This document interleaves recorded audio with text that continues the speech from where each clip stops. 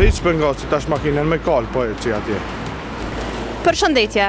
Është vritur rritja e çmimeve të naftës, gjë që drejt për drejt po ndikon në qytetarët dhe buxhetin e tyre familjar. Përshëndetje. Përshëndetje. Çmimi i naftës po rritet. A është kjo një pengesë për juve? Është shumë pengesë e madhe sepse këtu në Maqedoninë e Veriut janë rroga shumë të ulta, edhe nafta veç po rritet edhe në për disa pompa të benzinës nuk vetëm për 500 denar japin naftë edhe nuk japin për më shumë. Apo e ngasni tash më pak makinën? Hiç pengosi tash makinën me kal, po e që atje.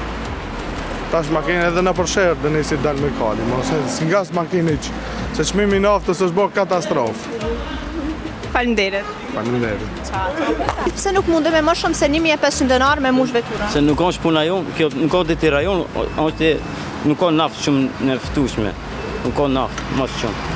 Rritja e çmimeve të naftës lidhet kryesisht me përshkallëzimin e tensioneve në lindjen e mesme dhe frikën për ndërprerje të furnizimit global. Komisioni Rregullator për Energjinë në Maqedoninë e Veriut ka ndryshuar metodologjinë për përsaktimin e çmimeve të derivateve, duke vendosur që çmimet maksimale të caktohen vetëm një herë në javë, çdo të hënë. Në disa pika, karburanti kanë vendosur edhe limite për shitjen e dizelit, e disa kompani thonë se nuk ka fare dizel për të shitur.